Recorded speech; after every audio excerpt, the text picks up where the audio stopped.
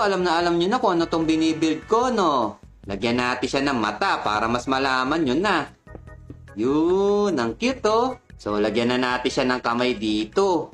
So, guide lang tong glass na to, ha? Kasi maglalagay tayo dito ng dalawang block concrete. Tapos, basagin nyo na to. And then, glass ulit. Dalawang block concrete. Basag. Glass ulit. Dalawang block concrete. And then, basag. So, eto, meron ng isang kamay yung Enderman natin. So, gagayahin nyo lang din yung proseso nun dito sa kabila. So, eto guys, kumpleto na yung kamay ng Enderman natin. Mahilig kumuha yan ng mga grass block, diba? So, maglagay tayo dito ng grass block. O, diba? Ang lupit na ng Enderman natin. May bit-bit pa siyang grass block. Ang galing! Sigurado ako magugustuhan nyo na yung pang-apat saka yung pang-lima nating ibibuild. Kaya kung ako sa'yo, pindutin mo na yung like button dyan. Para alrights! May idea ba kayo kung sino ibibuild natin? Eto, tingnan nyo yung mga gagamitin natin. Meron tayong white terracotta, white concrete, purple concrete, at red concrete. So, una nyong gagawin, hanapin nyo yung pinakagitna ng platform natin. So, maglagay kayo dito ng 3 blocks. Tapos, alisin nyo rin tong sa ilalim, yung dalawa. Tapos, maglagay kayo dito ng isang block, magkabila. And then, maglagay kayo ng isang block dito, saka dito. Mukhang may idea na kayo sa kulay pa lang, ha. Sige nga, comment nyo nga. Dito sa dulo, maglagay kayo ng white terracotta. Tapos, dito sa katawan naman, gagamit tayo ng white concrete. 3x3 yung sukat niya. So, meron na tayong paa niya sa katawan. So, yung kamay naman. So, maglagay lang kayo dito ng isang purple concrete. Tapos, isang white concrete. And then, white terracotta. So, ganyan din dito sa kabila. So, eto. Medyo kilala nyo na siguro kung sino to, no? Ulo na lang yung kulang, eh. Teka, parang gusto kong ibahin to, ah. Parehas kasi yung angulo ng kamay sa kanong paa. Siguro, ganito gawin natin dito. Yan. Tapos, ito siguro, gawin natin ganito. Yan. Parang mas maganda yata. Ganito, ah. Pero parang gusto kong pagpalitin, ah. Ganito na lang dito. Tapos, ito naman yung gagawin nating ganito. Yan. Mas makatotohanan yung pagtakbo niya. So, ngayon, gawin na natin yung ulo ni Shane. Siguro, gagawin natin naman dito is 5x5 para maging chibi yung ulo niya. Yan. Ganito lang yung 5x5.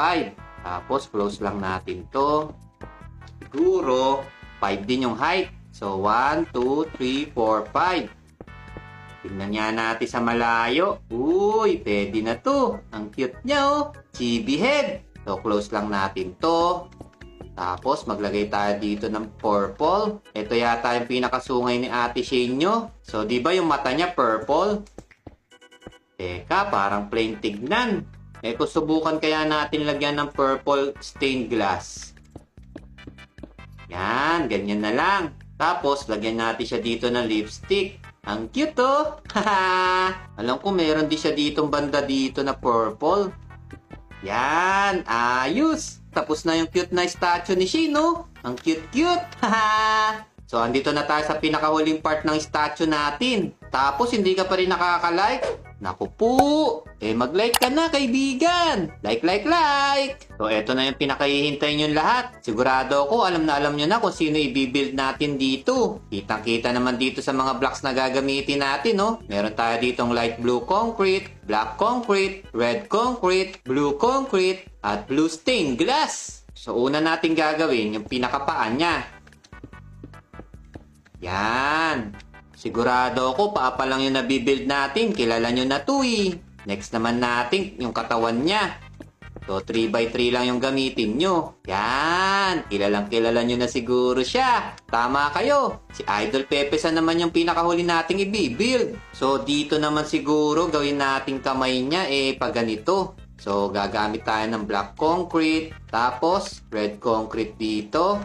And then, light blue concrete. Yan, ganyan yung kamay ni Idol. Tapos, nakita niya si Shane. So, ituturo niya ngayon si Shane. So, ganito yung gagawin natin kamay. Yan. Tinuro niya si Shane, guys, oh. So, dito na tayo sa bandang ulo. So, gagawin din natin dito. Parang ginawa lang din natin dito kay Ate Shane nyo. So, 5x5 din.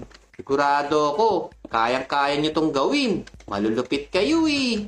At kung hindi nyo nasusundan, pwede nyo namang ulit-ulitin to. Panoorin nyo na maraming beses. Haha! So eto guys, nagawa na natin yung pinakaulo niya. So 5x5 yan na pa box. So ngayon naman, maglalagay na rin tayo ng pinakasungay niya. Lagyan natin dyan dito ng red concrete. Tapos, gawin na natin yung pinakamata niya. So ang gagamitin nating mata niya, itong blue concrete. Tapos sa ibabaw, blue stained glass. Yan! Ang lupit na ng mata ni Idol. So, kulang na lang dito yung pinaka-buhok niya. So, ganito lang yung buhok niya. Just like that. Tapos dito, parang ganyan. One-sided kasi si Idol eh. Ayan oh, one side yung buhok niya. So, dito naman sa gilid, maglagay kayo dito ng red concrete. Tapos, dito sa pinaka-buhok niya, gagawa lang tayo ng parang hagdan. Yun! Galing! Yan, ganito yung magiging itsura ng pinakabuhok niya. So, eto, naayos na rin natin yung pinakakabila. So, tapusin na natin tong pinakabuhok niya. Siyempre, pati dito, gawin nyo rin black concrete. And then, dito naman, red yung gagamitin natin. Kasi ito yung pinaka-hood niya. Tapos, siguro, maglagay pa tayo dito. Tignan nga natin. Wow! Ang lupit! Ang cute-cute naman ng Pepe San statue natin, oh. Nakaturo pa talaga siya dun sa crush niya. Uy, sana all! Anong marerate nyo dito sa build ko? I-comment nyo na lang sa comment section ha. Babasahin ko yan. At huwag nyo kalimutan mag-comment ng i-build natin sa susunod ha. Malay mo, yung bahay mo